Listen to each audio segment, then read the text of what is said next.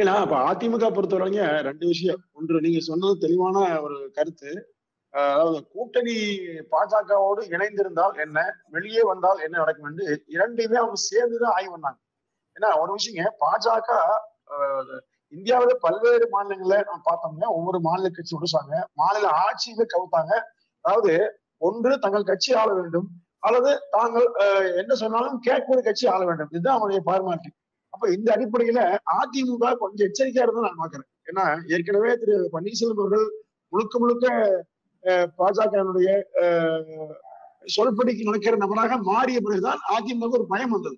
நீங்க பல்வேறு குற்றச்சாட்டுகள் அமைச்சர்கள் மீது, முன்னாள் அமைச்சர்கள் மீது இருந்தாலும் கூட அவையெல்லாம் கண்டு அஞ்சக்கூடாது என்பதுதான் பொதுச் செயலாளராக இருக்கிற எடப்பாடியாருடைய எண்ணமாக இருந்ததை கண்கூட பார்த்தோம்.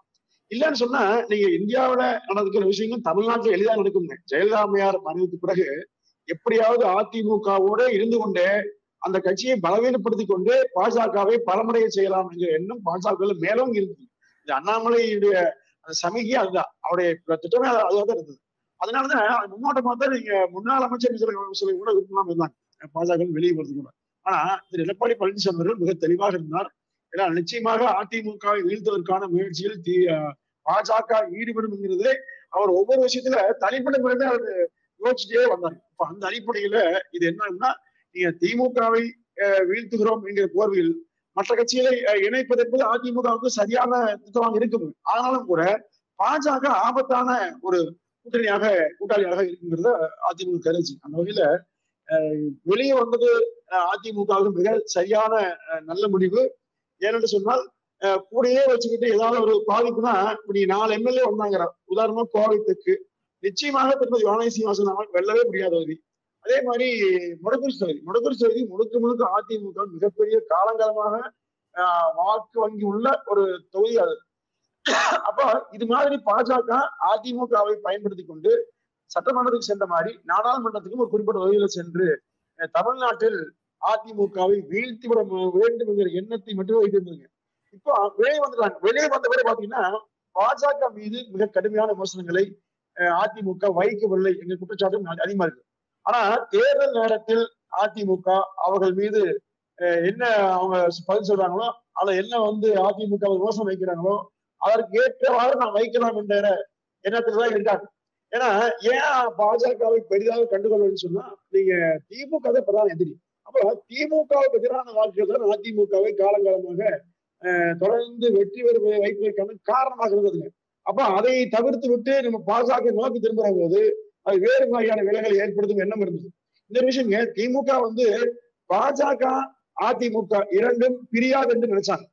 ஏன்னா எப்படியாவது நீங்க சொன்ன பல்வேறு குற்றச்சாட்டுகள் இருக்கிறது, பல்வேறு நெருக்கடிகள் இருக்கிறது பயந்தாங்க. இது எல்லாம் ஒட்டி அவர் அதிமுக என்பது நிச்சயமாக பாஜக ஒட்டி விலகாத நம்பினாங்க. ஆனா எடப்பாடியார் 2 ஆண்டுகள் முன்பாகவே அண்ணாமலை பேச மட்டும் இல்லைங்க, 2 ஆண்டுகள் முன்பாகவே அந்த ஆபத்தை உணர்ந்தே வந்தார். ஒவ்வொரு கட்டத்திலும் அவர் எதிர்பார்த்தே வந்தாருங்க. அதோட விளைவுதான் நீங்க இந்த நெருக்கடி வந்திருக்கீங்க. இப்ப இதனால யாருக்கு நெருக்கடி அல்லது யாருக்கு பலம் சொன்னா நிச்சயமாக அதிமுக முழுமையான லாபம் கிடைக்கும். ஏன்னா தனக்கான வாக்கு வங்கி என்ன என்பதை இந்த தேர்தலில் அதிமுக நிரூபிக்க வேண்டிய கட்டாயம். நிச்சயமாக அதிமுக நிரூபிக்கணும். அப்ப 2ஆம் இடத்தை நோக்கி பயணிப்பதுதான் ஆர்கேன் இந்த மாதிரி பாஜக திட்டம் வெற்றியதே அல்ல. அதாவது திமுகவுக்கு நான் தான் எதிரி, சித்தாந்த அடிப்படையில் திராவிடமா அல்லது தேசியமா அல்லது மத்த சொல்ற மாதிரி அந்த RSS கொள்கைகளா அப்படிங்கிற அடிப்படையில சிந்திக்கிறாங்க. ஆனா அதற்கான வாய்ப்புகள் நிச்சயமாக இல்லை. ஏன்னா கட்டமைப்பு என்பது இன்னைக்கு அண்ணாமலை வந்த பிறகு ஒரு கூட்டம் அது அவர் நடைபெறும் போகிற போதோ அல்லது வேறு வகையிலோ வருகிறது என்ற ஒரு செய்தி எல்லாமே சொல்றாங்க. ஆனா அதுல எந்த ஒரு முன்னேற்றம் நான் உணரல. என்ன காரணம்னா ஏற்கனவே பாத்தீங்க வைகோ உட்பட ஒரு 20 லட்சம் இளைஞர்கள் திரு அண்ணாமலை நோக்கி பயணித்தாலும் கூட அது மொத்தம் பதிவாகிற வாக்குல 1% இருக்கலாம்ங்க அல்லது 1.5 இருக்கலாம். அதை தாண்டி அதிமுக எதிர்த்து பாஜக வளர்ந்து விட்டது என்று கணக்கிடுவர்களுக்கு மிகப்பெரிய ஏமாற்றத்தை அளிக்குங்க. அதனால இதை பொறுத்தவரையில் பாஜக இல்லாத அதிமுக என்பது நிச்சயமாக அதிமுக மிகப்பெரிய பலம். கீழ்மட்ட வகையில் பார்த்தீங்கன்னா தொண்டர்கள் மத்தியிலேயே மிகப்பெரிய வரவேற்பு கொடுத்தது. ஆனா மாதிரி சில நிர்வாகிகள் மத்தியில சில குழப்பம் இருக்குதுங்க. இன்னுமே சில விரும்புறாங்க. ஆனா தொண்டர்கள் வரவேற்கிறாங்க. காரணம் என்ன, நம்மோட கட்சியார் முழுது பாக்குறாங்க அப்படிங்கிற எண்ணம் எல்லா மண்டலமே இருந்ததுங்க. அதனால அதிமுகவுக்கு இது மிகப்பெரிய பலனை தரக்கூடிய ஒரு சூழ்நிலை தான் பாஜக இல்லாத அதிமுக என்பது பணிவான கருத்துங்க. இல்ல பாலச்சந்திரன் அண்ணன் சொன்ன ஒரு விஷயங்கள் அது சரிங்க. ஏன்னா அந்த அதிமுக, திமுக அல்லது பாஜக எல்லா கட்சியும் ஒரு வாக்கு வங்கி இருக்குது. அது குறிப்பிட்ட மாறாது. ஆனா நடுநிலை வாக்குல பெரும்பாலும் திமுக உண்மைங்க. அது நீங்க அதிருப்தி இல்லைன்னு சொன்னது அது கொஞ்சம் வருத்தம்னா, அதிருப்தி நிறைய திமுக மட்டும் இருக்கு. நிறைய இருக்குது. ஒவ்வொரு கிராமங்கள்ல நான் கிராமத்துல எல்லா ஊர்லயுமே இருக்கு. பாஜகவுக்கு அண்ணாமலை வந்தவரு குறிப்பிட்ட ஒவ்வொரு ஊர்லயே வாக்கு இருக்காங்கிறது மறுபடிய விஷயம்.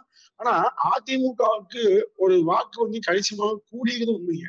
நீங்க உண்மை சொன்னா பட்டியல மக்கள் மத்தியில திமுக மீது அதிகமான அனுதாபம் கடந்து வாக்களிச்சாங்க. இந்த மாதிரி மிகப்பெரிய அதிருப்தி. அந்த வாக்குல நிச்சயமா அதிமுக வருங்க. கிராமங்கள் நானே எங்க ஊர்லயே பாக்குறேன். போன மாதிரி திமுக போட்டாங்க. இந்த மாதிரி அதிமுக சொல்றேங்க. அது நீங்க சொல்ற உண்மை. அது புரிஞ்சு கொஞ்சம் புரியுது. அதனால நடுநிலை வாக்குகள் நீங்க சொல்றது 100க்கு 100 சரி. எப்பவுமே அதுதான் தீர்மானிக்குங்க. அது நிச்சயமா அதிமுகவுக்கு வருங்கிறது என்னுடைய கருத்துங்க. என்னுடைய கருத்து போன எலெக்ஷன்ல இருந்ததை விட மார்ஜின் ரெடியூஸ் ஆகும் தொகுதிகள். ஆனா வெற்றி வாய்ப்பு இன்னும் திமுக கூட்டணிக்கு அதிகமா இருக்கு. நான் மறுபடியும் சொல்லிட்டேன். இந்த வாரம் ராசி பலன் மாதிரி இன்னைக்கு தேதிக்கு தேர்தல் என்னோட கருத்து என்னன்னா சார், ஆன்டி இன்கம்பன்சி கண்டிப்பாக இருக்கிறது திமுக அரசாங்கத்துக்கு மேல. ஆனா அது யார் அறுவடை பண்ண போகிறார்கள்? அதிமுக அறுவடை பண்ண போதா, பிஜேபி அறுவடை பண்ண போதா? ரெண்டு பேரும் சேர்ந்து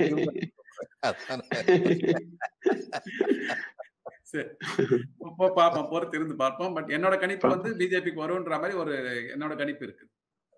பார்க்கலாம். சரிண்ணா, ரொம்ப சந்தோஷம். நன்றி. நன்றி.